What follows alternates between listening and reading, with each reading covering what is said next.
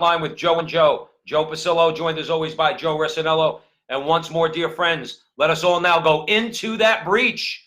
So what's happening, Joe? We got lots of stuff today. We're going to be covering the whole United States. So buckle up. I think we got some good ones. But we can't fly because AOC wants to ban all airplane traffic in this country. Yeah, okay. So we're going all over the United States. Before we get into it, where are we going first? We're going to go to the Senate. All right, so we're going to go to the Senate. Let's just take a minute to make an official, very quick statement from the Frontline with Joe and Joe on this current farce that calls itself an impeachment inquiry, because I nauseated myself by watching some of it. I watched some of the first one with George Kent and Ambassador Taylor, and then I watched the one with Marie Yovanovitch, okay? The most interesting thing out of all of it, all right, which I'm sure others will point out, but I want to point out, the star. See, just like the left likes their red meat politicians, the politicians that throw them red meat, I'm not going to lie. I love red meat politicians, okay?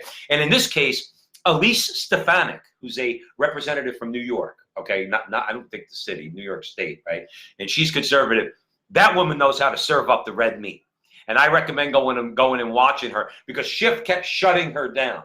Nunez tried to yield time to her because Schiff kept shutting her down. At one point, she even said when she was allowed to speak, she goes, "Am I allowed to speak now, or are you gonna cut me off again?" Right? But the funny thing is, the narrative from the left is these evil conservatives. They threw Hannity into that mix too, which Hannity denies ever having had anything to do with Marie Yovanovitch, the ambassador to the Ukraine.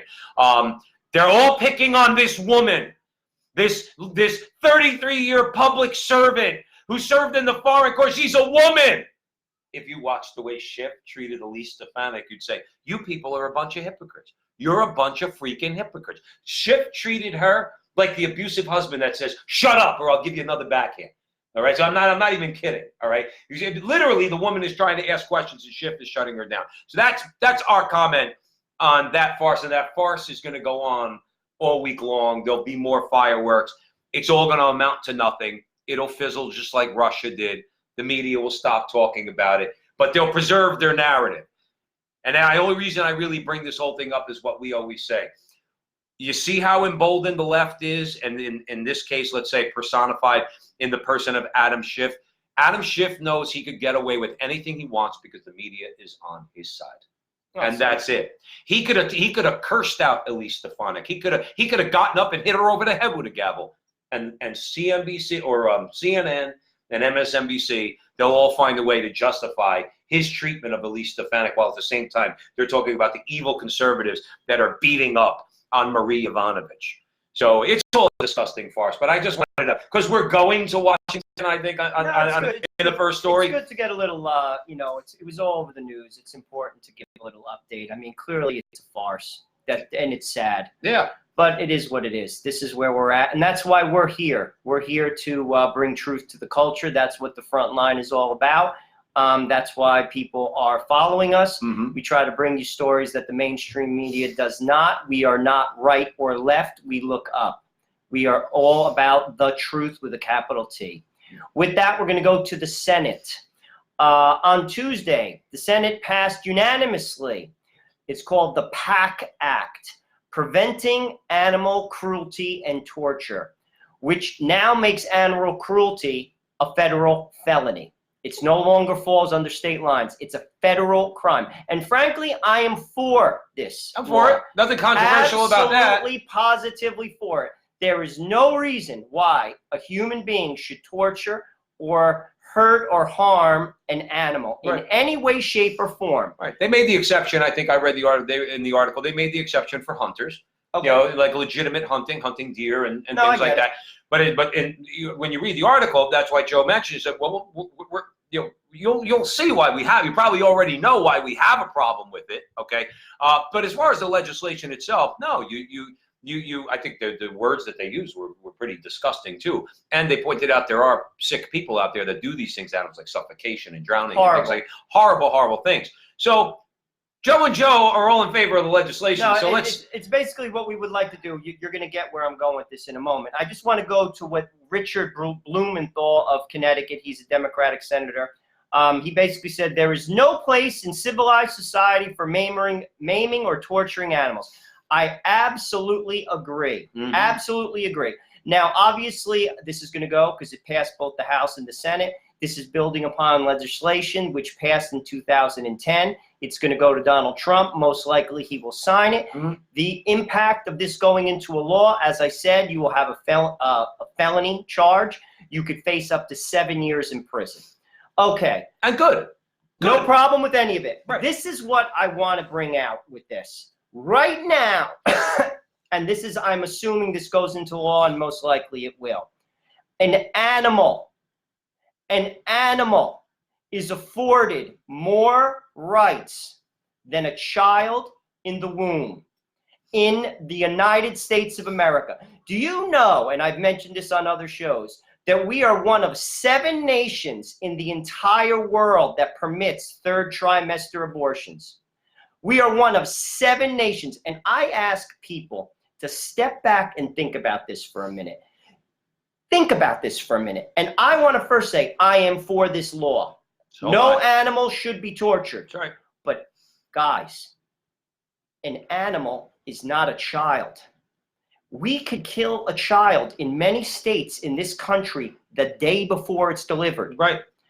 This is absurd. Well, look at the guy who made the statement. Senator Blumenthal from Connecticut. What was the word he used, Joe? A civilized society.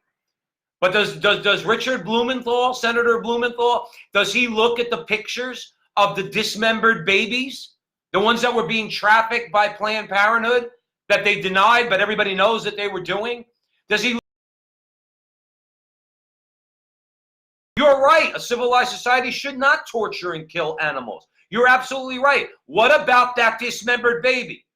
Because you have a very uncivilized view of that human being and what the law will allow to happen to that human being in the interest of reproductive rights. Well, it's clear. So your hypocrisy is blinding, my friend. It's not about reproductive rights. We all know that. Well, that's a whole fictitious argument. The thing also that's interesting is we could unanimously come to this conclusion. Republicans and Democrats unanimously voted for this. Right. Yet, a child in the 3rd trimester, the Democrats would unanimously, whether they agree with it or not, they don't have a choice. Right. You see, the platform does not allow the Democrat the choice to go against it. Right. This is where we're at. And here's what I want, and I implore you. I'm not going to yell at you. I'm actually begging you. Please juxtapose this law versus what that is. Step back for a moment. Think about how history is going to view this. Think about what we are doing as a society. Think about this. It is unbelievable. If you told people in some nations, 3rd world nations, which clearly have no animal rights, they don't even have human rights, that you afford a dog more rights than a child, they would think you were a barbarian. But aren't we, in regards to abortion, especially in the last 50 years, aren't we a barbaric nation? Absolutely. Have we not become a barbaric nation? But we've allowed it. Where the media comes in, because obviously the media is all in the tank with Planned Parenthood and the forces of death in this country. They don't want to show people pictures. Listen, you remember that one of the restrictions that was, this was in a pro-life legislation from, it's got to be 10 years ago. They wanted a woman who, by law, who was going in to have an abortion have to look at a sonogram, because people know that a woman who's sane, not like some of these other nuts, but a woman who's sane looks at that picture and says, well, that's my baby. I can't do this. I can't do this. And Planned Parenthood, as you always rightfully point out, who are all about the money, okay, they don't want, that's bad for business for them. So in this particular article, they show these pictures, very heart-wrenching pictures of animals, in other words, dogs and in particular, that were beaten and abused and everything else. Horrible. But they don't want to, they'll show all that to us, but you don't really have to show me those pictures. If you say you got legislation against animal cruelty, I'm going to say, where do you want me to sign? I'm fine with that. I love dogs. I want to have one. All right. But the point is, they don't want people to see pictures of dismembered babies because they know people are going to look at that. And guess what? They're going to change their mind on abortion. So it's the way they control the narrative. And again, the hypocrisy of a Senator Blumenthal. No, when you realize that everything that he's about, we mentioned Adam Schiff earlier, and all the Democrats, like Joe said, even if you are somewhat middle of the road, or heaven forbid in the Democratic Party, if you're actually against abortion, you're not going anywhere in the Democratic Party. No way. Nancy Pelosi will drop the hammer on you. Now, I'm sure they strategize, say, well, you could sit out of this vote, but any close vote in regards to anything involving abortion, you will toe the line, or you will be the biggest backbencher in the United States House of Representatives. And this is something, a lot of people, because I've heard this with people, even in my own family, you're a one-issue voter. Right. Well, here's my statement to you if you feel that way. There are certain things that disqualify you, and here's one of them. Say a candidate was for slavery. I am going to enslave all Hispanics and black people in the United States of America. Everything else that they said was correct. Would you vote for them? I wouldn't. I'm not black and I'm not Hispanic, and there is no way that I would vote for such a person. Why? Because they're disqualified. Because their idea is barbaric. It's the same with this. It's the same thing. Mm-hmm. We are on the wrong side of history. I don't care what your ideas are. Right. You tell me you're for abortion, I don't want to hear what you're gone. You're disqualified. And if you're Catholic, I'm going to say it again. You can't vote for someone who is for abortion and receive the Eucharist. If you're a Catholic politician, you can't say, I can't impose my rights. Wrong. Right. Wrong. If you believe in Christ, you're a Protestant and you take that serious. You can't support this, just like you can't support slavery. Do you know that the Catholic Church excommunicated people who owned slaves 500 years before the Civil War took place in America? Right. 500 years. Right. People forget that. You're by the way. excommunicated. I don't like when people do that. And let's address PM in a second because he brought up an interesting question. But people don't realize. I don't like when people say that the Catholic Church was late to the game on slavery. I don't accept that argument. It's not true. Right, because I understand that individual Catholics and some very wealthy Catholics in places like Spain and Portugal, I understand they were involved in the slave trade. But the official teaching of the Catholic Church, when slavery, when the Europeans first started to fiddle with the idea, I think they started in the Canary Islands, as a matter of fact, which is off the coast of Spain. This going southwest from Spain. When it was Catholics who went to the Canary Islands and went to enslave the people of the Canary Islands, Pope Eugene IV, this is as early as about, I think it's 1431, okay, made it clear when papal bulls meant something, said you will restore the liberty of those people and any compensation that they have coming, I'm paraphrasing, but any compensation they have coming, or you are excommunicated. So you will do this forthwith. That's 1431. And by the way, real quick, reiterated the teaching of the Catholic Church every 100 years after that. Now, again, just for a second, getting back to abortion, people say, yeah, but sometimes the church didn't do anything about, slave people who own slaves who were Catholic or people who were involved in the slave trade. You're correct, but we're talking about what the teaching of the Catholic Church is.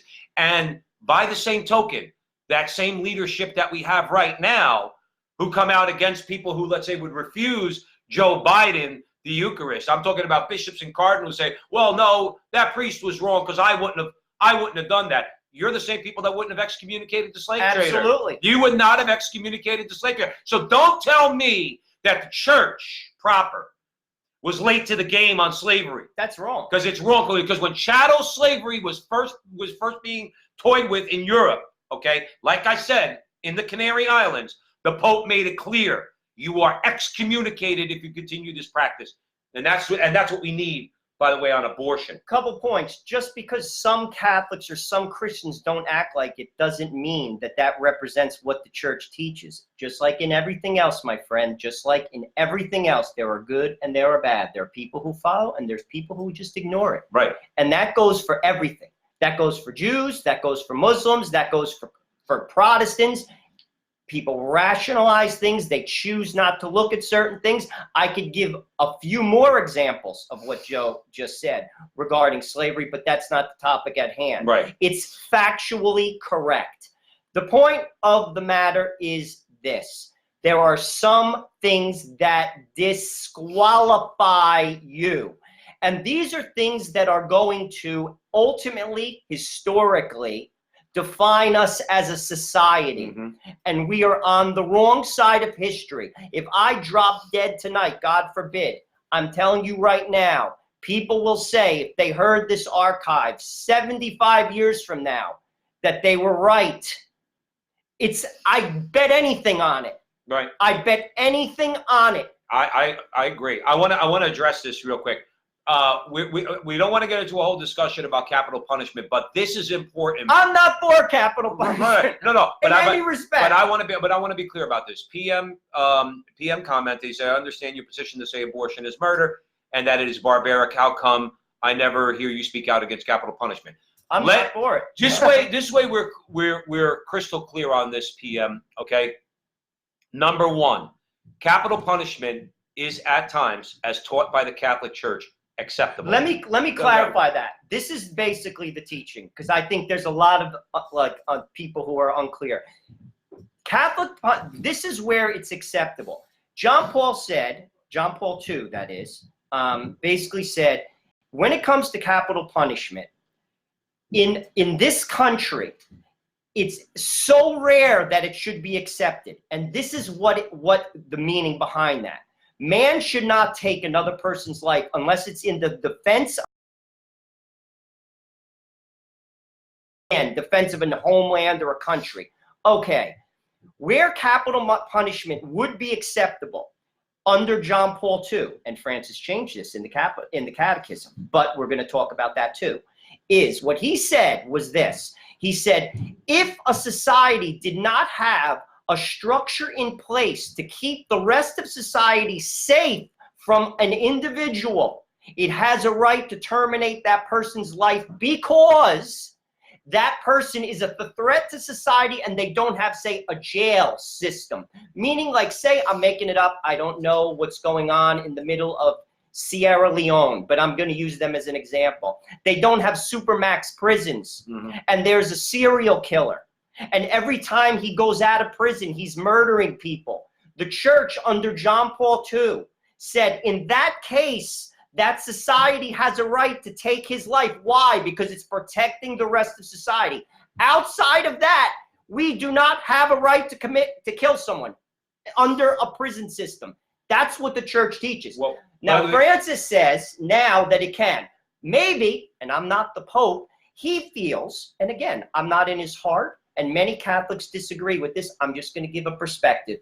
Maybe he feels that every country has that type of system in 2019, where that 0.3% that John Paul, and that's basically the only thing that he left open, and this is a Catholic teaching, what he's saying is maybe we have structures to contain that person, because the idea of prison is that you repent. Not everyone does. That's why they call it a penitentiary.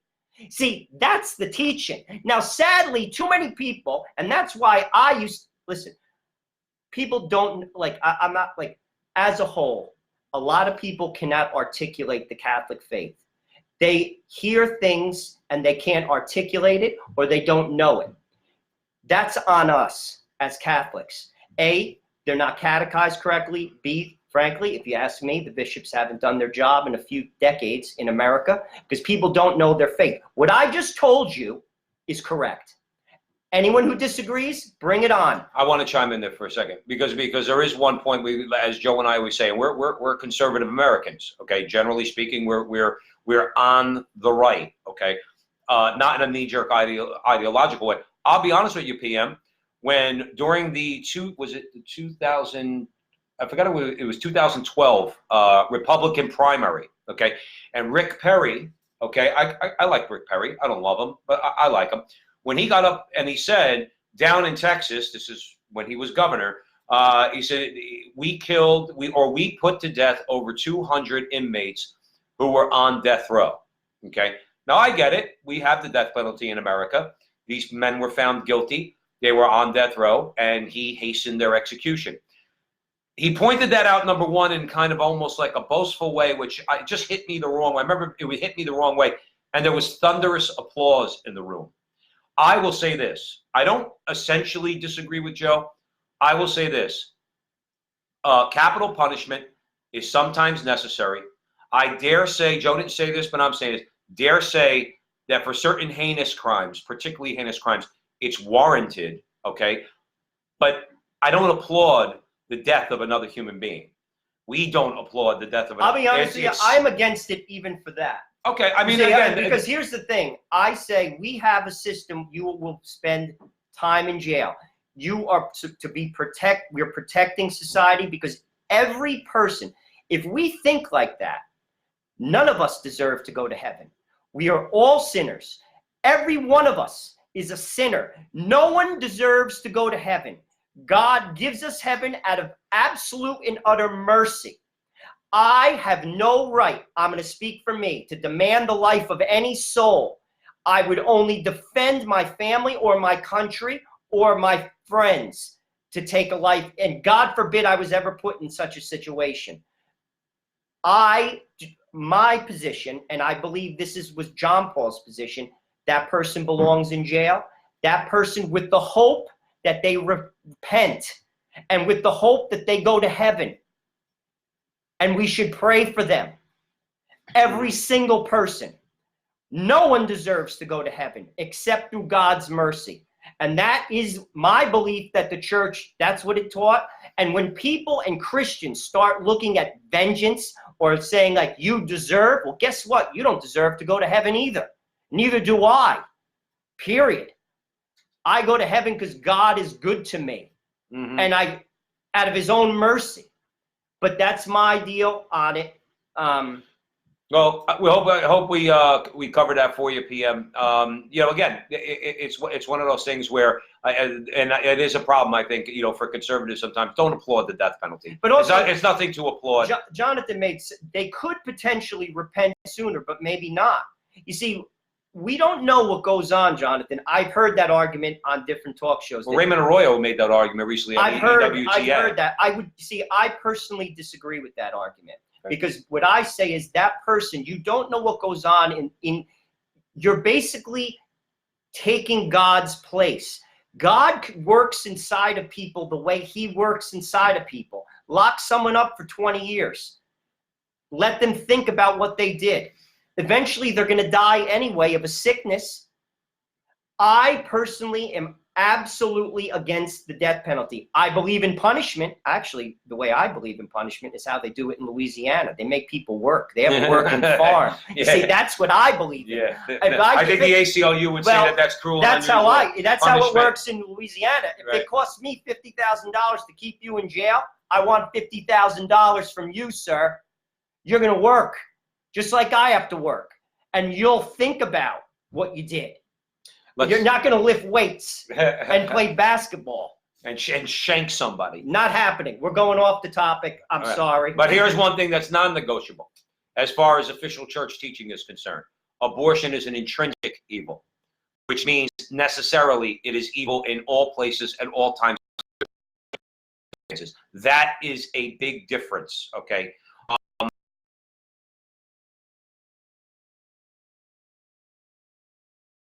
PM, obviously.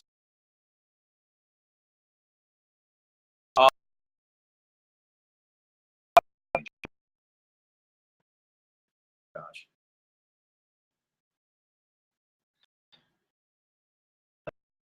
Said that we're system going to recover years.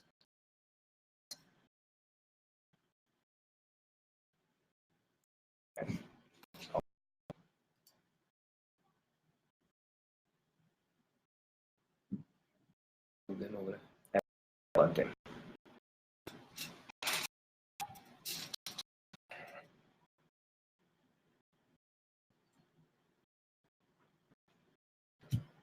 I freaking hate when this happens. Oh, I know. Did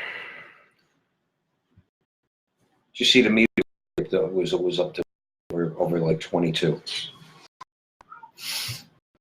What are you gonna do? Hold on.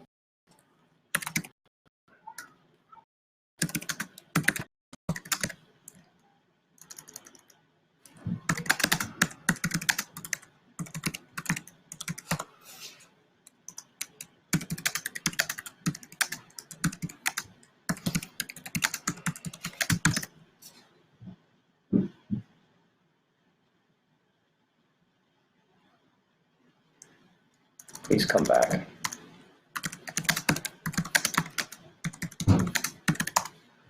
We'll see the likes there. Are we on? If anyone, are we still on here? We're seeing like we could still tell. We're having some technical difficulties. If anyone can hear our voice, please just give us a little thumbs up here.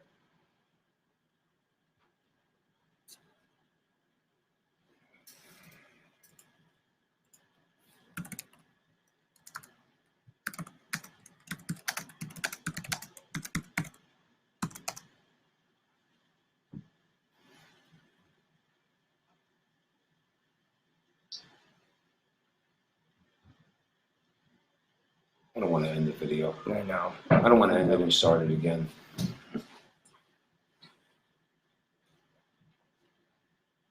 I don't know what's going on. Let's give it a minute. We're having some technical difficulties. What do you think? Should we wait a minute? Yeah. All right.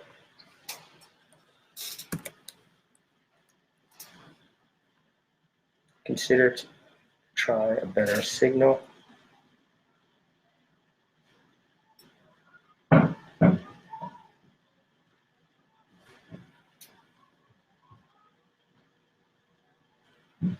It's a good idea.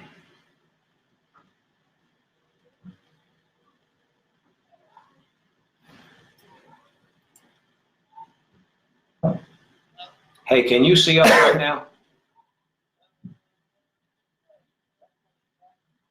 What's that?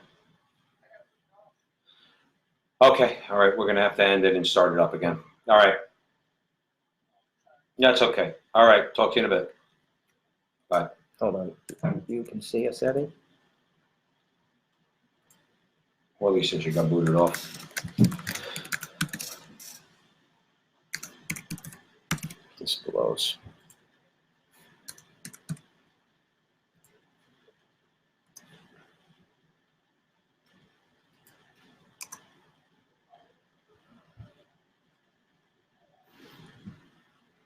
What do you think? Just give him a minute. Yeah, give me a second. What are you gonna do?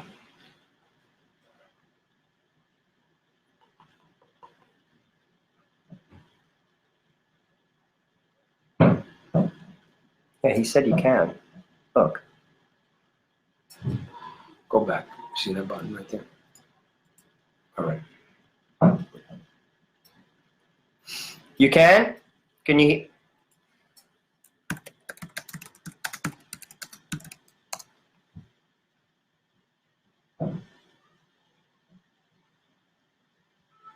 Can you hear us?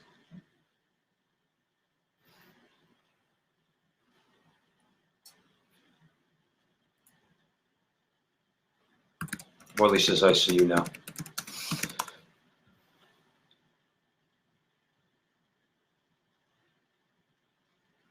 Can you hear us? If they can hear us, we just keep doing it. Go ahead. Where are we going next? You're on.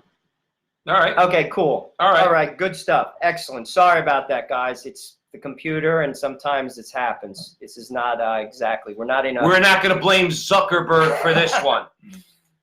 All right, that was enough. We kind of got sidetracked a little bit with some technical difficulties, as well as we got sidetracked with the death penalty. In fairness, Jonathan had a comment. He said to look at a particular priest's homily. I think what was the priest's name? He said, Father Shannon, I think. Yes. Yeah. So, you know. So it's something you could look at for yourself. You know, again, the death penalty is something that the Pope John Paul II really brought it to the level that Joe was saying, talking about the need to defend if need be, where you don't have the type of prison infrastructure that we do in this country, let's say, or in advanced countries. So there is a little bit of a question there, but here's the key, PM, and then we're going to move on from this. Nobody, especially around here, nobody's got their fist in the air demanding that all death row inmates get executed tomorrow. Not around here. You know, I know that a lot of people do. Like I said, there was big applause when Rick Perry said that they executed over 200 some odd people in Texas. Nothing to applaud over. But anyway, again, you know, getting back, we were talking about abortion. We were talking about, who was it? You know, Dick Blumenthal and all that.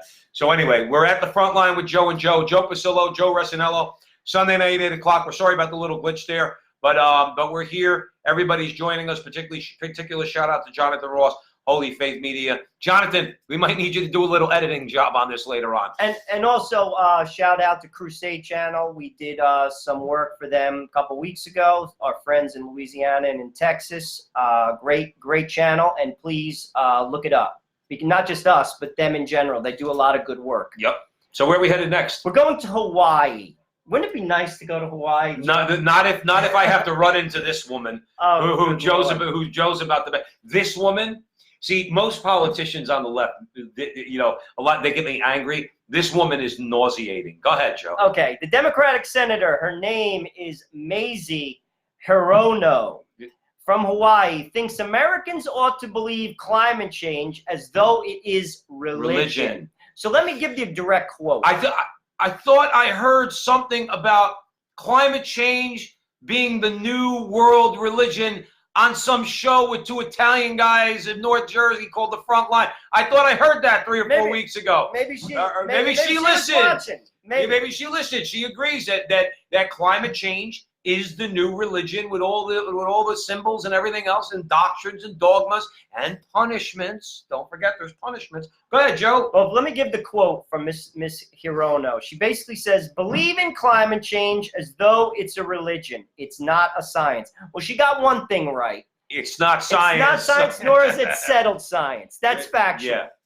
Is it? But do you agree that this is some kind of admission on her part? Remember something about the left, Joe. They don't have any original ideas. Okay, they get their talking points from the people who pulled their strings. Mazie Hirono didn't come up with this.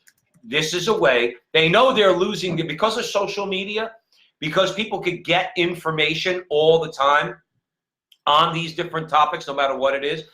People are starting to wake up to the hoax that is climate change. Okay, so why do you think this woman, this senator from Hawaii, Mazie Hirono, is saying we need to treat it like religion? Because now you have to have faith that the climate is going to basically destroy, or climate change is going to, man-made climate change is going to destroy human life on Earth. In 12 years, it's all going to be irreversible. We're all going to die. And of course, because we're offending the climate gods, we're all going to hell. Okay, which means I don't know what hell would look like in their religion, but you have to believe it now. Now you have to believe it. She's even saying we shouldn't treat it like science. You know why she's saying that? Because the science doesn't back them up.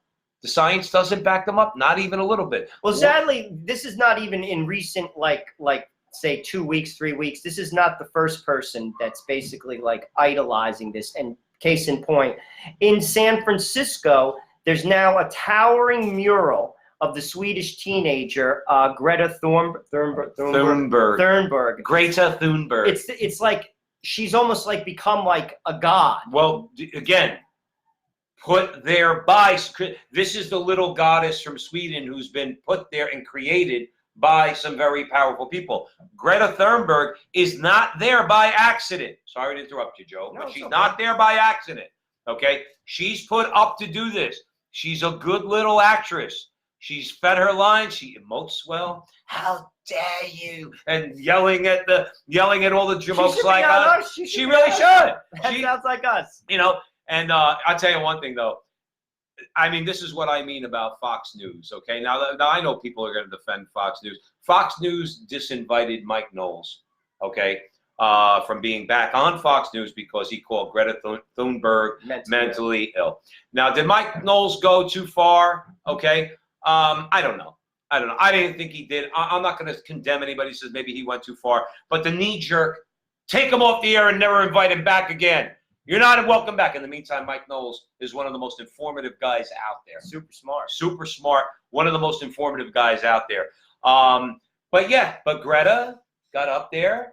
She's the prophetess. She's like Anna in the temple. You know what I mean? She's the prophetess. All right. And Mazie Hirano is one of the onlookers that goes like this. Ooh. And she presents the religion. She prophesies that we're all going to be dead in 10 years. And she throws down fire and brimstone when she says, how dare you? And all that stuff. So, I mean, Mazie Hirano, she's another one. What else did she say? Well, basically, the thing I also think that there's some truth in what Miss Hirano basically said. This is religion to some people. You see, this is true to them. You see, when you push God out, we talked about this on the Crusade channel when we did a guest spot for Rick Barrett. When you push God out, you have to replace him with something. This is their God. Right. It's similar to like tribal politics. Politics, like I've voted for Republicans for a while now. But to be honest with you, I don't consider myself a Republican. I'm having a hard time considering I consider myself a Catholic. Right. You see, I look at issues. Once again, I'm not a Republican. I'm a Catholic. I'm a father. I am a husband. I'm not a Republican. Right. I vote Republican because many of the issues mirror my values. Until they cross the line to start supporting intrinsic evils, in which case obviously we wouldn't vote for them either. Absolutely not. Not going to vote for them. But the point is here, they have pushed God out of their life. So they're replacing him. So what she's saying is true, probably for her. This is her religion. Many people, politics, that's their religion. It's not my religion. Clearly. Right. And unfortunately, like a lot of religious people, and even more unfortunately for Joe and I and a lot of people out there, unfortunately it goes on, and particularly now in the Catholic Church, okay, the hierarchy, or many in the hierarchy in the Catholic Church, just like many in the hierarchy of the religious orders in the New World Order climate change religion, are hypocrites. You know, the cardinal who lives in a $4 million townhouse in Washington, D.C., okay, and is talking about loving the poor, strikes me as a bit hypocritical, given his living conditions, in the same way that all the climate prophets and prophetesses, okay, fly around on all their private jets while they tell you what to do. You see how much it mirrors religion? Even the hypocrisy, and it's not, by the way, any Catholics out there thinking I'm beating up on the bishops. I'm not, because even Jesus pointed out the hypocrisies of the Pharisees at the time. Well, what makes you think that in the Catholic Church we don't have the modern version of the hypocrites and the Pharisees? Because we do. We've had them up and down 2,000 years. They've always been in the church to one degree or another. But in this case, with this climate change religion, they have their hypocrites too. They get up there and they tell you how you're such a bad person and you're going to environmentalist hell, okay, because you drive your Echo and your Echo burns gas and gas is bad. But in the meantime, after they get done slapping you on the wrist, they get on a private jet and they fly all over the country. And we've covered this. And we've covered it. Eddie said it to the left. Global warming is a religion. They treat non-believers as, you're right, Eddie, as heretics. All right? You're a heretic because you're not following the climate change religion and worshiping Mother Earth Gaia, okay, and not listening to the prophets like Al Gore, and you're not listening to Scripture, which is Al Gore's movie Inconvenient Truth, okay. You're not doing those things, okay. So you're right, Eddie. You're right. And at the end of the day, you know, we don't get us wrong. We're for the environment. We just care about people more. Right. That's all. We're stewards of the environment. Right. The environment was given to us to care for, but in We care for it to care for people. Right.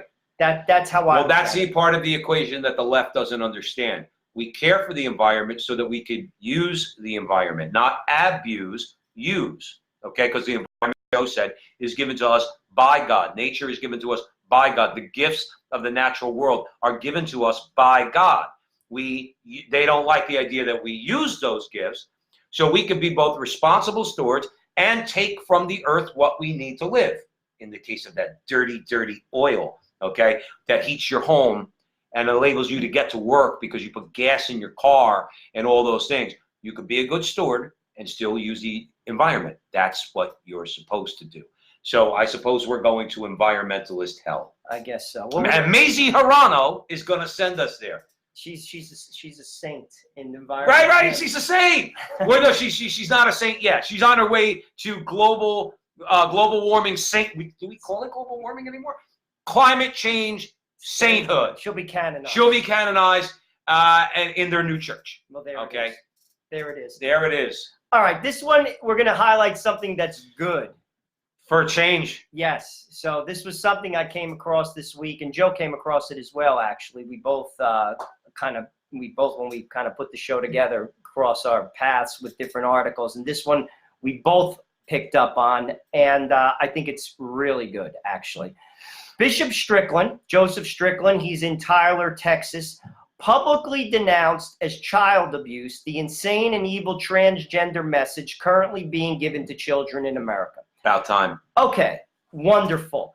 A bishop is speaking up. Now, this bishop has spoken up on many things, but let me give you the quote from the good bishop. He basically said, those propagating this insanity would be prosecuted in a sane society.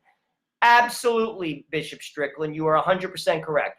Well, this is a bishop that is absolutely not afraid to get into the weeds on issues like this, on issues like homosexuality, on issues like contraception, and on issues like abortion. You mentioned contraception. You can't talk about contraception. Do Catholics still believe that? Right. Yes, yes, they do. Yes. Humanae Vitae is still the last and final statement on contraception, and everything Pope Paul VI said in Humanae Vitae has come to pass. Go ahead. Well, there it is. Well, this is a good bishop, and this is somebody to keep your eye out for. To case in point. Actually, before I get into case in point, now me and Joe were talking about this. When a man becomes a bishop, if you ever go in a Catholic church to an ordination of a bishop, this is what they do. The bishop kneels down, who is going to be ordained the bishop. He's already a priest, obviously. He kneels down before another bishop, and they put the gospel on his back.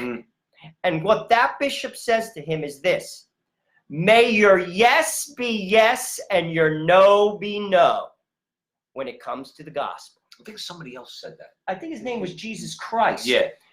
So their job is to do what Strickland just did. Right. And sadly, a lot of them aren't doing it. We're not going to get into in terms of individuals, but this is a guy. But he's a guy who we need. We need this, by the way, all you non-Catholic Americans out there. We need the Bishop Stricklands. There was a time in this country, okay, where even Protestants, okay, and other non-Catholic Christians looked to see what the church was going to say on this, that, or the other thing.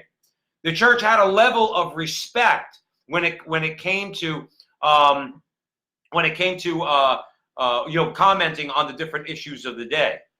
And unfortunately, because of the last 50 years and the problems in the hierarchy and the infiltration of the Catholic Church, which we're not going to get into here, you have a lot of watered down Catholicism.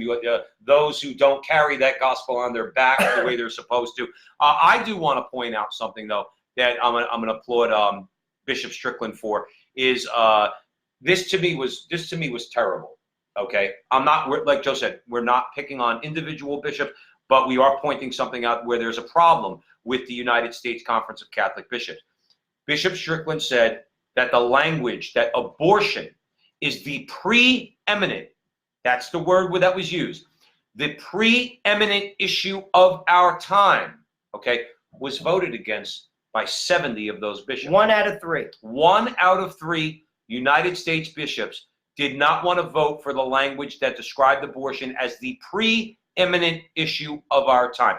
That is a problem in the Catholic Church, because if you can't distinguish, now Joe made a good argument against the death penalty, but the death penalty and abortion are two separate issues. Because you're dealing with innocence. Right, you're dealing with innocence. You're dealing with something where Joe brought out a point about capital punishment. If you're defenseless and you have the right in the defense of your, let's say, town, if you're in somewhere in Africa, to kill the man who's coming in to harm you and your family. Not so with abortion.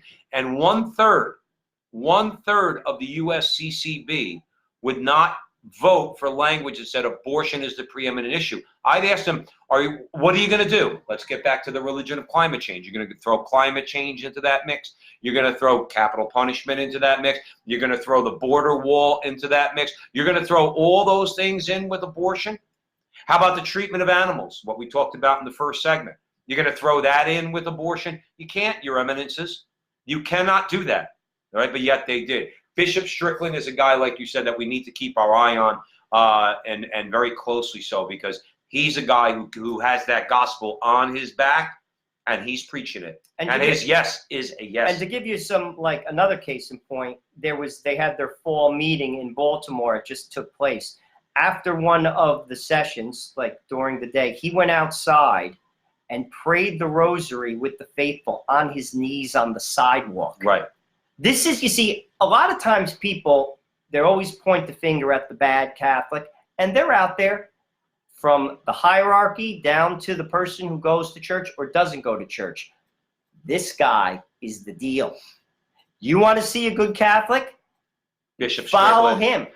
Right. This is the deal. This guy is the deal. And the chaplain, I think, for the military, or they're out there. There's many more. The bishop that is the bishop for the military. I don't know if he's a cardinal or a bishop, or if he's a cardinal, he's definitely a bishop. Went out there and joined him. That's wonderful. And got on our knees and prayed the rosary. Anyway, we wanted to do that segment. That was more or less a quick hit, but a good quick hit to say that Bishop Strickland, two Catholic Joes from North Jersey, we got your back, because obviously you have our back, and we appreciate that. And I'll be honest with you, this is a guy, I'll walk through fire for this guy. Absolutely. And you see, he's what the bishop, that's the job of the bishop, he's doing it. Right. This guy's doing his job. He's the real deal. Absolutely. Follow him. Follow him. So anyway, you're at the front line with Joe Pasillo and Joe Resinello, and we are in the breach. That was actually a good topic. Where are we going next before we we're going to talk about, go ahead, say her name. I'm going to cringe. Elizabeth Warren. We're going to talk about Lizzie. You had to say her name. When you said her name, I felt an ice pick going into my ear when I hear Senator Elizabeth Warren. Oh. So anyway, let's talk about Senator Warren, and let's talk about, here's the word that comes to mind, Joe. I think you might agree with me. Pandering. Well, blatant pandering. Go ahead, Joe. Okay. She had an interesting statement this week that I want to share with you guys. She basically stated that, this is what she said: trans, non-conforming, and non-binary women of color are the backbone of American democracy. Before I even comment on this, go ahead. What is a non-conforming, I don't know. I don't even know. Non-binary woman. I don't even know what that is. If you say you don't know any of this stuff, that means you're a hater, okay? Or if you're not a hater, that means you're not informed. So what they're going to do is they're going to teach you. They're going to teach you. I hear the word teach is re-educate, okay? They're going to re-educate you on how you're supposed to address these things. So they're going to define things for you. So they'll define what non-binary, what cisgendered is, and all these things. Same way I told you that video where the guy dressed up like a woman is at the counter, and another guy comes over and says, "Oh no, after you," after, I think it was after you, whatever it was, miss or sir or whatever it was, and the man who thinks he's a woman started yelling at this guy, "Y'all got to learn your pronouns. Oh, Lord. Y'all got to learn your pronouns." And I'm saying to myself, that's all I need is this man yelling at me. And by the way, as Joe and I covered over a month ago when we were talking about that town hall that the Democrats did, bottom line is to even talk like we're talking right now, to not know out of sheer ignorance, to not know what cisgendered and non-binary and all this I don't even know what that is. To not know what the pronouns are is an act of violence. We spoke about this. Be careful with all this stuff. We can poke fun at it all you want. You could dismiss it all you want, okay? That means that if you misgender somebody, you're committing violence against them. So go ahead. Let's talk more about Elizabeth Warren pandering. What I want to talk about, too, is after she said that, there was a number of interesting tweets that addressed exactly, because we're getting some interesting comments here. People are saying, what? Like she said, what? And this is true. I think this is it's just lunacy. But let's just see what America had to say with regard to some of the tweets in response to what she said. This is from Nick. I'm not great at math, but how is a group which comprises less than 1% of the total population be the backbone of anything? Right. This is from Mr. Bad Example. Statistically, they are like 10% of one vertebrae. Good luck in the Midwest. And lastly, this is from Quadratus on Twitter. No, the backbone of our society are all those who get up each day and work, pay their taxes, take care of their families, and in their exhaustion at night, wonder how irrational leaders like you can possibly believe you can lead us to anything but emotional hysteria and anarchy. Well, see, that's a very good point. Emotional hysteria and anarchy. When we talk, Joe and I have spoken before, and we've alluded to it. We want to talk about it more and make it one of the recurring themes of our shows. When we talk about logos, when we talk about order, natural order, moral order, because there is an order to things. Obviously, the church has always taught that logos is Christ himself.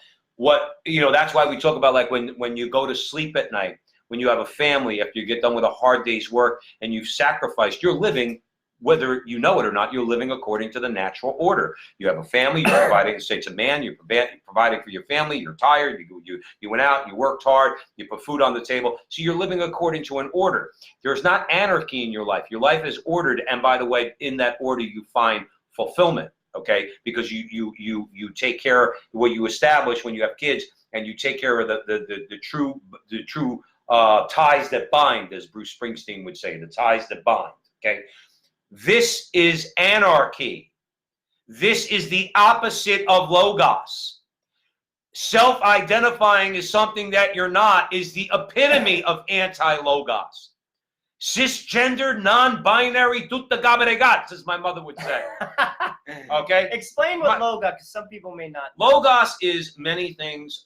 You really, if you want to know more about it, should look at E. Michael Jones. I'm not gonna even pretend, because he's coming out with a new book, which I'm going to read cover to cover, and I'll get a better grasp of it. But on the surface, we understand it. If you're Catholic, you definitely understand what logos is as reason, rationality, order, moral order, natural order, objective morality. The word logos. So in other words, knowledge. Okay, that's why the word, biology or physiology, everything has the root of the word logos. So that's what logos is. But in the Catholic world, and according to the Catholic Church, that logos is Christ. Okay, because Christ is that order. We say it in the creed every week. It is through Christ that all things were created, and creation itself is ordered. It's obvious. It was obvious to the Greeks, and then obviously John tied that together in his gospel, especially he said, in the beginning there was logos. Anyway, the point is, recognition of the logos is what most normal people do, because it's a natural order. It's something that doesn't take you a tremendous amount of analysis to decide if you're a man, oh, there's a woman, I like her, she likes me, I'm gonna get married, gonna have kids, gonna go out and get a job if you don't have a job already, and I'm gonna work hard, I'm gonna provide for them, and I'm gonna build a family. That's a recognition of the natural order of things. This is all anarchy. It's chaos. I have to learn new pronouns when those pronouns don't exist. He and she exists. Okay, him and her exist. But all these different pronouns in the languages they want us to use, it is so frighteningly reminiscent of the Killing Fields. I've mentioned it before on the show, where the main character is in a re-education camp. They're going to re-educate you. They're going to cross out the mother and the father, so that's all that's left is the individual. And then the state's going to get their hands on them. That's what Elizabeth Warren represents when she's dangerous when she panders to these people. Okay? These people, we said before, deserve our love and they need our help. And most importantly, our prayers. These are hurting people. Okay? But what they represent as a movement, okay, in this country, as an ideology, this gender ideology, is chaos. It's anti-logos. It's anti-everything that we know by nature and natural reason to be true. That's why it's so dangerous. And here's the thing: there's Vegas right now. She's ahead by far. She's like double-digit lead in the line. If you were betting on if you were betting on it now, you're right. Again, I will go back to 2016 and say Hillary, the day before the election, was supposed to win. I don't trust any of the polls. I would trust Vegas. No, but Vegas is money. Right, no, Vegas is money. But that's obviously going to shrink. But Joe made a good point. That woman can become president of the United States. And you know what happens to you, Mr. Particularly if you're Roman Catholic. One of our friends, Suzanne, just chimed in. Hi, Suzanne. How you doing from Colorado? She says, I know my pronouns. He, she, it. That's all I have. That's correct, Suzanne. That's order. That's order. And she says, I love E. Michael Jones. E. Michael Jones is great. E. Michael Jones is coming on strong. But, of course, he's on the ADL's hate list, just like anybody who speaks the truth is on their hate list. But anyway, so this is all very dangerous. But that woman can become president. She can become president of the United States. The judges she would nominate will make Sotomayor and Kagan look like Antonin Scalia. That's how left. Now, don't be surprised if Elizabeth Warren finds one of these people and puts them up for the Supreme Court or other courts. Don't be surprised, okay? And don't roll your eyes, okay, when you see her do it, because let's tell you, there are a lot of people warning about her, and this pandering to them, I'm sorry, to me, it's very, very dangerous. Well, this is where we've come as a society. I mean, again, we are for respecting these people. Absolutely. They should be able to work, but they also need our help. And basically, I don't even know what this is about. 1%. She's first of all, stone-faced lying to these people. Oh, well. I mean, let's be honest. You have to, it's like we talked about before. That's why we tell the truth on this show. Hers is an act of hatred. If you tell someone who's a man that they're a woman or that they can be a woman, as Paul McHugh pointed out, it is scientifically impossible for a person of one sex to change that sex to the other. It is scientifically impossible. When a man seeks transition from a man to a woman, at the end of the process, that's all they become, according to Dr. Paul McHugh, is an emasculated man. Johns Hopkins University. Okay, so the thing is, we know that Elizabeth Warren is lying, but the thing is they lie to everybody in order to get what? What we talk about all the time. They want power, and they want power for power's sake. That's what they want.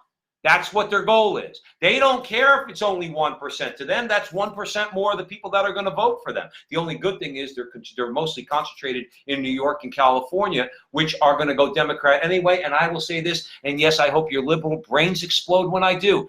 That's why we have the Electoral College, because the big states don't determine who wins the presidency. All the states determine who wins the presidency. So get that through your head, Elizabeth Warren. You won't win the electoral. I don't believe, no matter what Vegas says, you'll win the Electoral College. No, but they didn't say that. They just said she'll get the nomination. That was a nomination. Yeah. That I don't doubt for a second. That's what they're saying. They're saying right now Vegas has her up on Biden by like 11 points. They won't, even though the tribe, was it the tribe or the squad? The squad. So AOC came out and endorsed the old rich white guy, Senator Bernie Sanders. We haven't gotten on him in a while. We've had a little We're about to quote him. We're about to quote him. Segment. All right. But we've gone easy on him because Joe and I are merciful because he had a heart attack.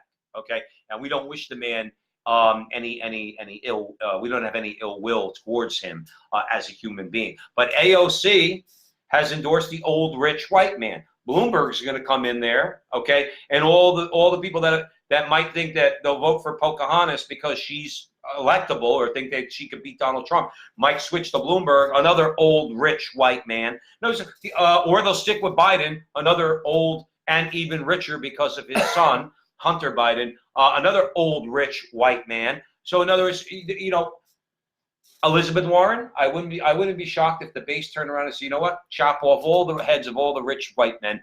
We're gonna nominate Elizabeth Warren. And then if that woman runs She gets against crushed. But listen, She gets crushed. I misunderstood what you said before. I didn't know you meant the No, nomination. no, the I think nomination- I was surprised to hear that, and I was wrong. Donald Trump will eat her lunch. Oh, crushed. They're not voting for you in Ohio. Just what this Senator guy Warren. said. He said, Yeah. So he so said what? that. Get good luck with that in the Midwest. Who said that? One of the tweets. Right, oh yeah. Good luck with that in the Yeah. Midwest. You think Michigan? These people in Michigan Wisconsin, and Wisconsin, Minnesota, Ohio. Good luck. Right. Good luck to you. I mean, I'll be honest with you. Even rational people in New Jersey, they're not voting for that. That's just crazy. Unfortunately, we have a few. Oh, we have a few more irrational people. But one of the rational people in New Jersey is a friend of ours. Artie's joining in. What's happening, Artie? Love it.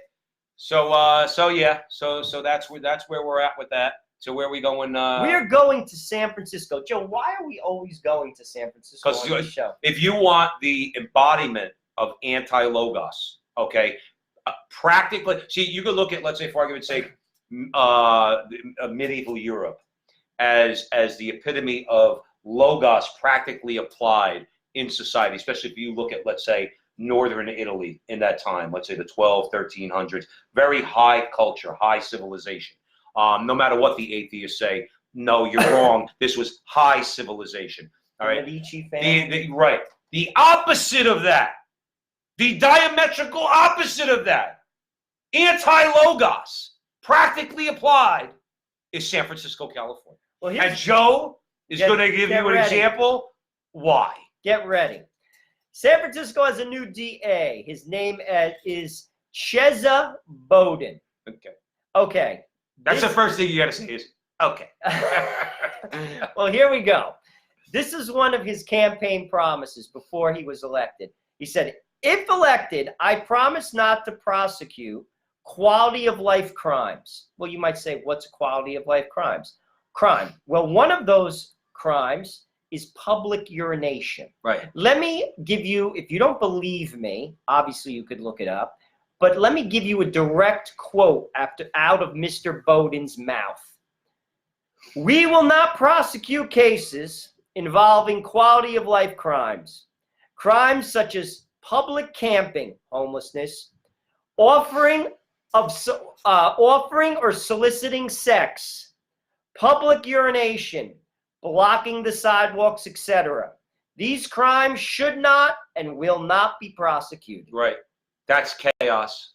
That's insane. That's out and out chaos. That is insane. Now, I understand that they're saying the deal about you shouldn't be putting people like that with violent criminals. And there are people who are violent, and there are people who, frankly, deserve to be in prison because they have to be in prison because they're a threat to society. I get it. However, and I'll work with you. And by the way, so did Donald Trump. That's why he passed that Prison Reform Act. He did, a Republican. And I agree with that 100%. Mm-hmm. However, you can't allow people to defecate and urinate in public. Yeah, but what are they calling you? What did Bernie Sanders say? Okay. We're not gonna criminalize poverty. So you're saying the guy's peeing in the street, or the hooker is selling her services because they're poor? Then take all your tax money and put urinals all over the city. Right. And pay for it. Right. And go. And by the way, California, don't ask the federal government for anything. Right. You're the richest state in the nation. You're the 5th largest economy in the world as a state. You raise your own money from all your rich, liberal, guilty, white, liberal friends. And put urinals all over the city. Urinals all over the place. Porta johns. Have a homeless shelter system. Pay for it. And you pay for it and get the people off the street. And guess what? Then they won't be arrested for public urination. But in the meantime, you're going to, Joe, people get sick. This is a public health issue. They don't seem to care, Joe. It's nuts. You're saying the same thing, and I'm saying the same thing. We said a couple months ago, and 3 months ago, and 4 months ago, because at least once every couple of shows, San Francisco and by extension Los Angeles come up. Well, Los and Angeles they're not doing anything about it other than Gavin Newsom is just blaming people. And of course, blame number one goes to Donald Trump. Okay, blame him for all your problems. Well, Donald Trump's not causing that guy to defecate on the street, Gavin Newsom. You are allowing him to do that because you won't do anything because you complain about money. But your state is awash in money. Tons of it. I wish we had the money in New Jersey that you people do. Okay? You have so much money, and yet you blame everybody else for your problems. And now you got this guy. Let's give a little 5-second background. What's his name again? Cheza Bowden. Cheza. His parents should have been arrested for that, okay? But instead, his parents went to prison because they were members of the Weather Underground. I don't recall, so I'm not going to say what their crime was. But nonetheless, when young Cheza, okay, was parentless, he was raised by Bill Ayers and Bernadine Dorn in Chicago, okay? And everybody who knows, anyone who knows, Bill Ayers was the founder of the Weather Underground. He never repented of his crimes. Weather Underground was a violent organization. Bernadine Dorn was involved in it. And Bill Ayers has he teaches college. Don't ask me why or how. I don't know which college. I don't know if it's University of Chicago. He's connected to Obama. No, he's well connected. Obama did his. Obama got the. You remember what you said about the bishop getting the gospel put on his back and your yes be a yes? Well, that same ceremony took place in Bill Ayers' house with Bernadine Dorn when Obama was entering public life back in the early 2000s. Anyway, point being is that this guy he doesn't want to prosecute crimes. We're going to talk about in the last segment, we're going to expand on this conversation a little bit more about not prosecuting crimes and to what extent we could actually, where they could take that argument. But in the meantime, this is another classic example of why people are leaving California, okay, moving to other states, and getting out of that hellhole. This is another example. San Francisco is super expensive. It is, and I don't understand why it would be. See, super. What makes property expensive, according to Economics 101, is high demand. Why would there be high demand in a city that won't even prosecute hookers who are selling their services on the street, or people defecating or urinating in the street, or shooting up in the street, or not willing to leave the street? Why would there be a demand there? I don't know. For the life of me, I don't know. San Francisco still is a beautiful city, just to look at, with beautiful architecture and things like that. It's in a beautiful place on San Francisco Bay, but the place is a crap hole. But you want to talk about man-made problems. See, climate change is not a man-made problem, but these are all man-made problems in San Francisco. And it's because of the leftist government that they've had throughout the state for the last 20 years. In our lifetimes, California was a red state. California went for Reagan twice and went for Papa Bush once and has not gone Republican since. Well, all right, moving just further and further to the left. PM had an interesting question. Where are the homeless supposed to go? One, most of them are mentally ill, and they should be getting treatment. Yeah. Sadly, most people who are on the street, most people say they're alcoholics, they're drug addicts. Well, there are some. Most of them are mentally ill. They need mental health treatment. Yeah. That's a fact. But you can't, again, Joe, it's a problem in this country. When we had institutions in this country, they called them loony bins, unfortunately. When you had mental institutions, people who were mentally ill had a place to go. No, they were not run correctly. But what they did was they deinstitutionalized everything. Rather than reform the system and do things better, the same way now they're reforming the VA, right? The VA used to be terrible, just like mental institutions be terrible. If you were a veteran and had to go to the VA, all right, some of the people who watch the show are veterans. Thank you for your service. In other words, I wouldn't even, I went to a VA hospital when I was a kid. I remember I didn't like being there. I went there for something with my father. But my point is that they're reforming the VA. Okay, in the same way you could reform mental institutions in the way they're run, and you could have, yes, people even against their will have to go there. If they have no place to go, if there is no home for them, if they're unwilling to go any place where they're going to get help, they could be forced to go into a mental institution.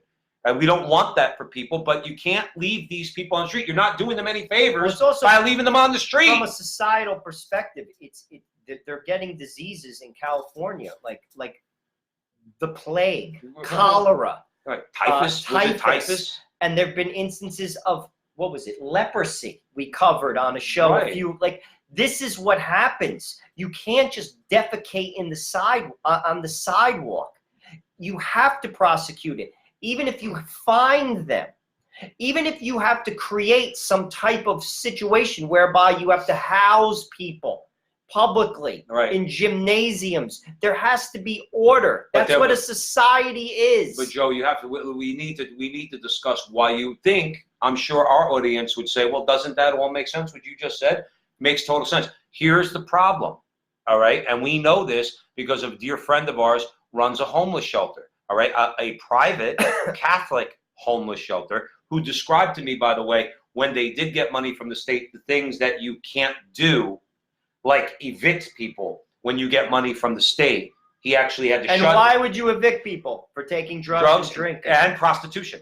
Can't do that. Father, why? Because there are rules. There are rules. This is a priest friend of ours. So Father said to me, he goes, he had one guy at the time was running a prostitution ring out of his room. Okay? And Father couldn't do anything because he was taking money from the state. He shut down the shelter and reopened it without any state money. Now, guess what they have there? Rules. Rules. You get drug tested and alcohol tested walking through the door. You got alcohol and drugs in your system, you don't go in. Now, if you're homeless, okay, you don't have a job, you don't have a place to go, but you're not an addict, all right? Check your cell phone at the door. You're right. You go in and you're welcomed and you get fed and you have a place to sleep and you don't have to stay in the cold. My point is that, bringing that up, because and this is where the ACLU is a very nefarious organization. When the state sets up homeless shelters, okay, one of the reasons why a lot of people are on the streets is because they don't want to go to the homeless shelters because they're not safe. Why are they not safe? Because the ACLU has been successful in many court cases in really tamping or clamping down on the rules that can be enforced by homeless shelters. Like you can't do drugs. You can't be drunk. In other words, you have to go in, you have to follow rules. The ACLU has been wildly successful at making these places basically just storage places. If you want to go, there's a bed, but there's no rules whatsoever. No cops, no real security. And why do you think people don't go there? Because they get beaten, they get robbed. Okay, and now women, thanks to a segment we did a couple weeks ago, women don't want to go to homeless shelters because they don't want to, women who need a homeless shelter, they don't want to go because now men who think they're women are allowed to go into the women's showers with the actual women, and the women don't feel safe. Shocking. Why do we let the ACLU tell us what to do? Because of judges. Because those who were in the ACLU as lawyers eventually became judges in the 1970s and the 1960s and the 1980s. All right. So you have ACLU-minded judges hearing cases being argued by ACLU lawyers. So how do you think they're going to decide these cases? That's why we have to vote for Donald Trump again. So as these judges retire or die, a sane judge could be put in their place. And a sane judge would say, no, the state has every interest in enforcing rules in a homeless shelter. Mostly, listen, you can't urinate in public. That's what makes a society. There are rules. You see, that's a sad thing. Leftists have a problem with rules. This is why people have a problem, by the way, with the Catholic Church, even many Catholics. There are rules of life. There's still, just like in a house, when you have a mom and a dad, you can't do anything you want. Even the dad, he can't do anything he wants. Meaning, like, you got kids. You can't be drop dead drunk. Right. I mean, you could, but at the end of the day, what are you going to get? You're going to get what we talked about earlier. You're going to get instability and disorder in the house. So, like, there's rules in everything. You have to have boundaries, and they just can't or won't grasp that reality. I would say it's a reality. I would it's say reality. Won't, I would say You're won't. right. They get it in their head. They refuse. This is why people who are ideological, knee-jerk ideological, this is why they're dangerous, okay? They have one goal in mind, and they keep pushing towards that goal. And in this case, they want as much disorder as they can create because they are leftist. At the end of the day, many of these people are leftist revolutionaries. Just because they don't look like Che Guevara or Fidel Castro or Lenin or Stalin doesn't mean they're any less revolutionary in their worldview. And they do it by actions like this, where they tell a civil society that you're not allowed to do anything about the homeless problem. Not only are you not allowed to, anybody who's committing these acts on the street, we're not even going to prosecute. And again, one more time, Cheza, is that what his name is? Bowden. It's Cheza Bowden, son of convicted criminals from the Weather Underground, who was raised by Bernadine Dorn and Bill Ayers. Cheza is cut from that same cloth, okay? He knows exactly what he's doing when he says they're not going to prosecute these crimes. Why? Because he's a committed leftist who wants to create disorder and chaos. And that's what San Francisco is the embodiment of, chaos and disorder. Well, San Francisco, you voted for Mr. Bowden, and as my mother would say, you get what you deserve. Yeah. Because that's the truth. And don't blame us. It wasn't Donald Trump's fault. You voted for him. You got what you deserve. That's right. So let's give a couple quick shout outs, Joe. So we got a lot of people joining us. We got over 60 comments tonight. Tom's with us. Go to the Starbucks bathroom, Tom says. I don't know. Starbucks might throw them out too. Who the hell knows?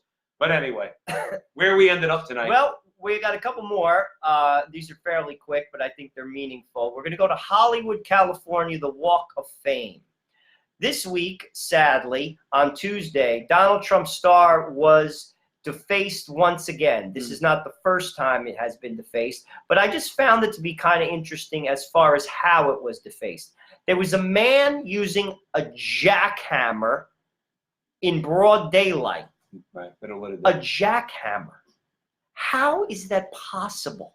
Oh. Like if It's you Hollywood. if you went on the sidewalk in New York City and you took a jackhammer and started you'd be arrested. Well, remember I told you a couple weeks ago, I told the audience a couple weeks ago, all those statues that we complained about, that Shirlane McRae, Commissar de Blasio's wife, wanted to put up, and she ousted Mother Cabrini. So that was on 6th Avenue, and I would pass them when I was getting out of work, okay?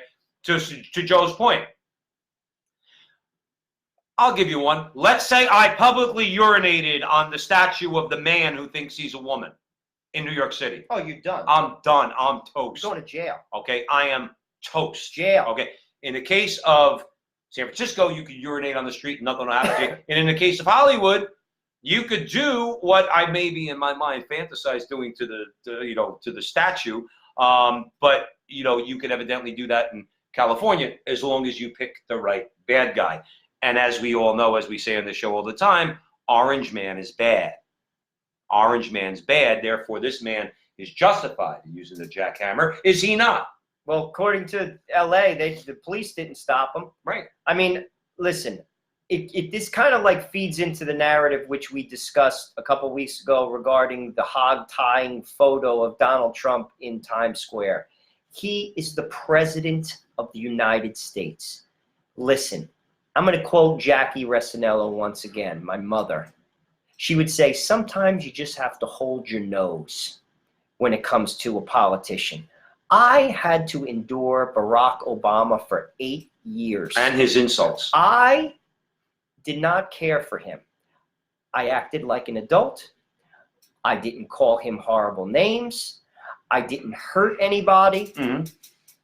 I have never in my life seen adults act this way cannot digest the fact that they lost. Right. I've played sports. I have never seen a bunch of people react to a loss. Adults, intelligent people like this. Well, when you become Ever. so unhinged, they're full of hate, Joe. Look, I said this before. When I was watching Adam Schiff during the impeachment nonsense theater, absurd theater of the absurd. That's what we should call that whole thing.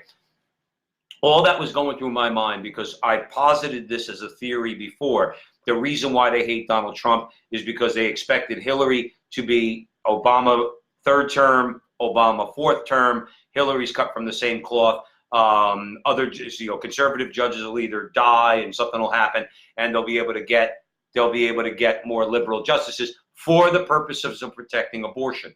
Okay, that's been my theory.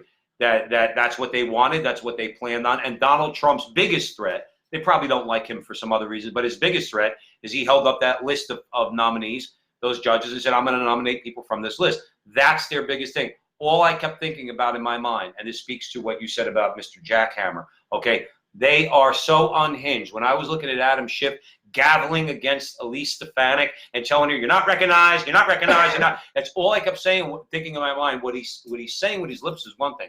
What he's saying in his mind and in his heart is, abortion's going to remain legal. Abortion's going to remain legal. We're going to take down Donald Trump no matter what we have to do, because we're not going to stand for any more conservative judges. That's what this is all about. That's why the jackhammer man is able to get away with that, particularly in Hollywood. Rob Reiner doesn't care about Donald Trump being a racist. We talked about this last week. He's not interested in white nationalism. He knows black people, Jews, Hispanic people, and, of course, people who have white skin color. He knows that they're supporting Donald Trump. He knows it's a lot of people supporting Donald Trump. That's not what he's about. That's not what anybody in Hollywood's about. They hate him because he's going to nominate more conservative judges. And that puts a halt to all of this, by the way. Conservative judges put a halt to a lot of this stuff that we talk about, by the way, not just abortion. In other words, when Gavin Newsom doesn't like something Donald Trump does and says, well, we're going to sue the federal government because we want X amount of dollars, or whatever the case might be, with a conservative judge might turn around and say, no, you're a state. They will rule against them, is my point. That is their biggest problem. All of their social agenda comes to a grinding halt in the face of conservative, sane judges who follow the Constitution. Right. That's why but that's why Mr. Jackhammer and other people, women in particular, who have defaced Donald Trump's star on the Walk of Fame, Adam Schiff, Jerry Nadler, it's all about abortion and judges. Judges and abortion and judges, and their whole social agenda, gender ideology, abortion, all of it comes to a screeching halt if Donald Trump gets another term, because he already, I think he's up to 180 judges now. And Mitch McConnell has held the line, and he has whipped everybody into shape in the Republican Senate, the Republican majority in the Senate, to vote for Donald Trump's judges. So God bless them for doing so. That's what their fear is. That's why Orange Man is bad, number one. Has nothing to do with grabbing Stormy Daniels' breasts, okay, or his position on the border. That's why Jackhammer Man can get away with what he's gotten away with. That's why Rob Reiner can get away with libeling Donald Trump in public by calling him a white nationalist, and call people who support him, like black people, white nationalist enablers. They get away with it because they have to try to get him either A, discredited somehow, make him lose the election, or even if he gets elected, in their warped, twisted mind, they think they could cripple him somehow. I don't see it happening. But that's why they get away with that. That's why that guy was able to do that and not get arrested. It's amazing. I can't, you see, what caught my eye with that story was, I can't believe that someone in a major city could jackhammer the sidewalk and not get arrested. Right. I go to New York every day. If I pulled out of my trunk a jackhammer and went to any sidewalk, I will guarantee you I'd be arrested. Go try that in Bergen County. If I did that in any town around where I live, and I don't live in some fancy town, it's a very solidly middle class town, solidly middle class. If you did that, you would unquestionably be arrested. You're toast. You are arrested. I want to, and you should be. And you should be. I want to, before we move on to the next topic, I know we're gonna end with this. I did want to ask one question though. One of the things in the San Francisco story that we covered with Cheza, whatever his name is, said he's not going to prosecute for crimes like public urination, prostitution, and things like that. Also said blocking sidewalks, which I found interesting. So does that mean then, Cheza, okay, district attorney? DA. Oh, DA. Does that mean then, if I, along with 100 Catholic men, go in front of an abortion clinic in San Francisco and block the sidewalk, you'll be arrested. Okay. Are you going to prosecute me? Yes. Of course. Yeah, of course. So let's get it straight about blocking sidewalks. He's not going to be too tolerant of sidewalk blocking if that blocking occurs in front of Planned Parenthood. Like I said, I can't even believe it. I can't even believe it. California is a wasteland. It is a wasteland, and it is so expensive to live there. I do not understand. It's beautiful. I've been all over California. It's absolutely beautiful. I don't know why anyone lives there right now. Right. I cannot even believe when I get the news from California, what's going on. All you conservative people in California, if you want a great place to live and we could flip a blue state red, come on to New Jersey. We have a coast, which is the Atlantic coast. We got the Jersey Shore, baby. And we got great Vision. We got Taylor ham, egg, and cheese. All right. We got some of the best pizza in the world. Well, you come over here. We'll vote in some sane people into the state government. We'll flip the state red. Come on, man. We'll create a movement. We'll create a revolution. New Jersey went red for the first time since George Bush, Papa Bush. Don't hold your Come to New Jersey. Don't go to a red state. That you're just making a red state more red. That helps. That's good. Come to a blue state, and then we'll flip a blue state red. Boy, the liberal brains will explode then. So anyway, Frontline with Joe and Joe, and a quick shout out. Joe Campbell just joined us. Joe, what's happening, baby? So what this is our last segment of the evening. We're going to go to Brown University and this great state of Rhode Island. So we had to end this by going to the Ivy League. We crossed the country, and now we're in Rhode Island. We've gone from Hawaii to Rhode Island this evening, so we're going to end on the East Coast. I thought this was pretty interesting. According to the Brown University student newspaper, which is called The Railroad, there is a student activist group. Get this, Joe Pasillo. Go ahead. They're calling for the abolition of all American prisons. All American prisons. Let me give you a quote from Grace Austin from Brown University. She's currently a student. She says, the end goal is to not have prisons as a form of incarceration. Punishment at any stage does not guarantee any kind of growth. Grace, do you realize that there are people who in prison who aren't looking to grow? I can't even believe that someone could be this naive. Are they naive though? I think some people. I think you're right. I think some people. I thought about this when I was reading the article when you sent it to me. We always talk on this show. Our end game is we want a truthful society. We want a society that recognizes the truth, practically applies that truth in our politics and our economics, in our society and in our culture. Okay, that's our end game. All right, and the truth is Christ, and Christ is the truth. So that's what we want.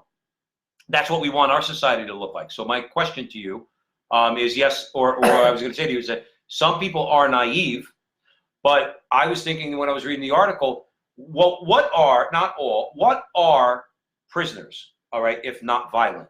Okay, there's a lot of men in prison who are violent people. And women. And women, okay. So my question is, and now Donald Trump just signed criminal justice reform, okay? Which I think is good. I think is very good, to try to deal with non-violent criminal offenders. Differently. Okay? I have no problem Differently. with But this is a woman who's calling for the abolition of prisons. That means, now what do you do with the violent people in prison? Those in there for rape, Grace, which is violence against women. Those in there for murder, okay? Those in there for rape and murder. And I thought in my mind, why would they want to release these people? What are you going to do with these people if you don't put them in prison?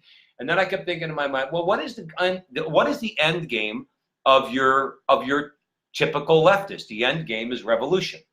They're not interested in preserving America. They're not interested in preserving our Constitution. They pay lip service to that stuff. What they want in America is violent revolution.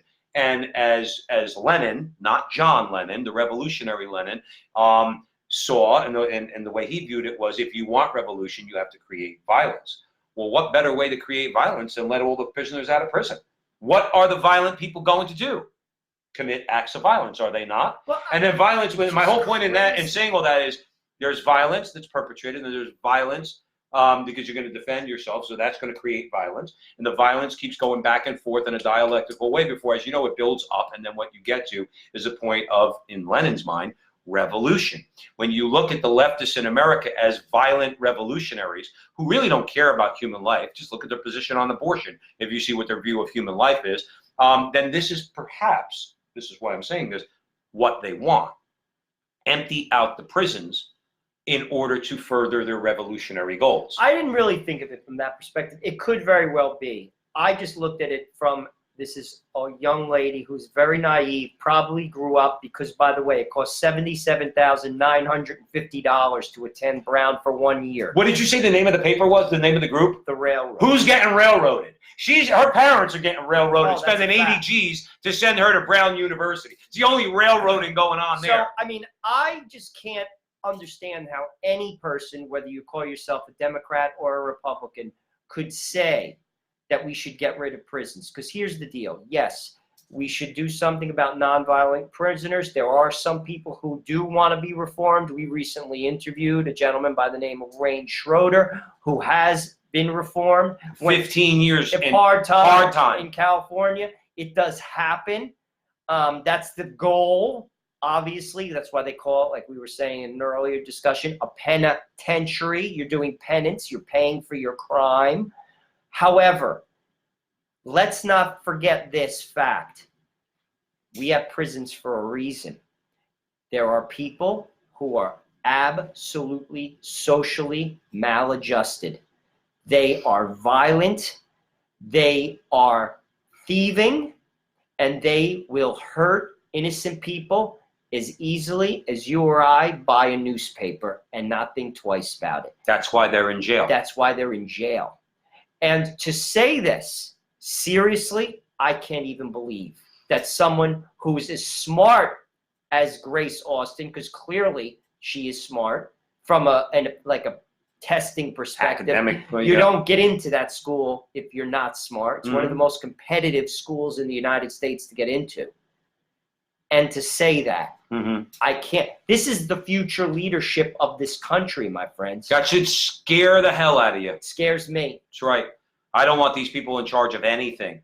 You know, and again, let's assume she's young and she's naive. But there are people in this country that are pushing not for criminal justice reform or prison reform. Okay, there are people in this country, and they are committed revolutionary leftists who would like nothing more than to empty out the prisons in order to do what?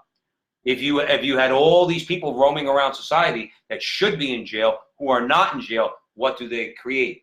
What the left wants: disorder, chaos. That's what the left wants. I mean, all of this is replete, as we said earlier. Everything we talk about, from gender ideology, abortion is the biggest disorder or anti-logos action there is, creation of life and then the destruction of life. But when you look at it, everything that they're about, it's all anti-order, it's anti-logos, it's anti-natural order, it's anti-reason. Reason. No, it's not even, let's say, just from a purely religious point of view. It's anti-reason. It's not reasonable to say that you don't have prisons, given what we know of human beings and the fact that they're not perfectible. You cannot perfect a human being. Okay? There will always be criminals. That's why you have police. Right. And there will always be police. Thank God. All right? The point is, you're just not looking, Grace, you're not looking realistically at the human condition. That's your problem. And I'm going to default to naivete and not call you a Marxist revolutionary. And you need to wake up from your naivete and get educated. Human beings are inclined to do some very disgusting things, and it's only by God's grace that you don't. All right? But some people don't listen to God or the law, okay? And they belong in prison when they don't.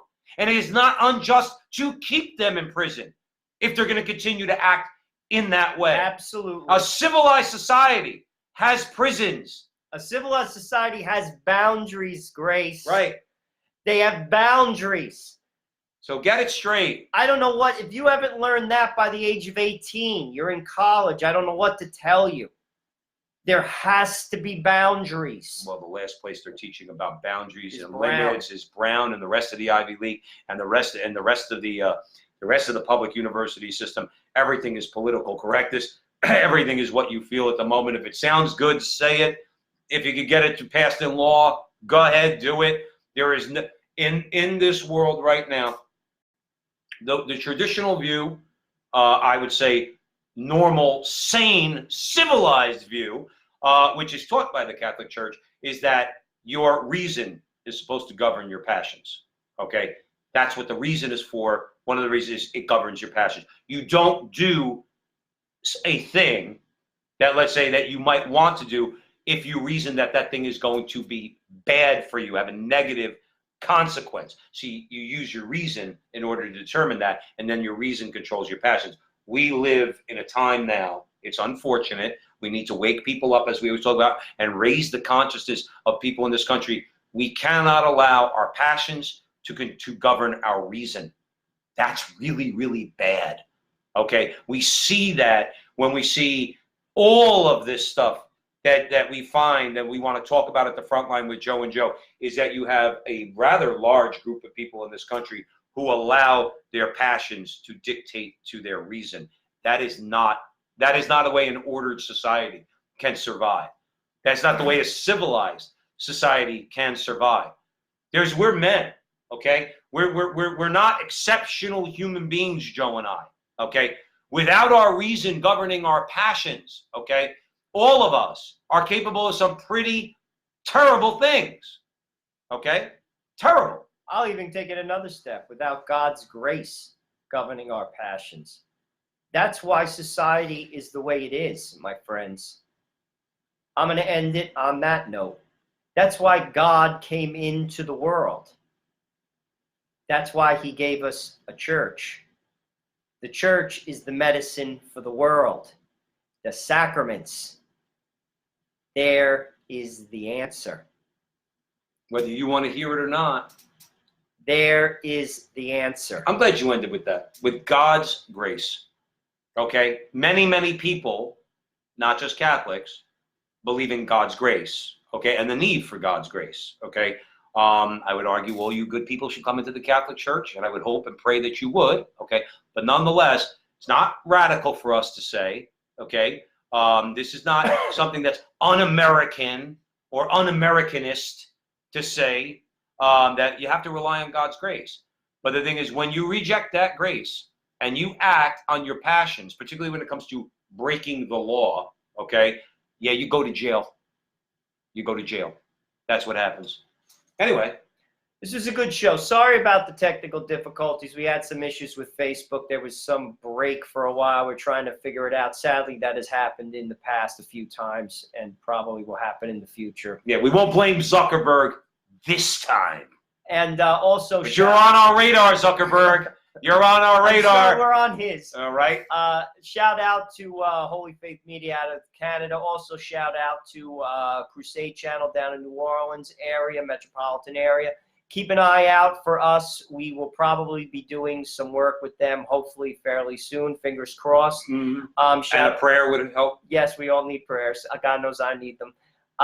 And once again, thank you all. Why is that, Joe Pasillo? Because we're going to continue to have this conversation every Sunday night, 8 o'clock on Facebook Live, because our conversation is your conversation. And that conversation is going on everywhere. Thank you for listening. God bless. And you're always in our prayers. Please keep us in yours. See you next week.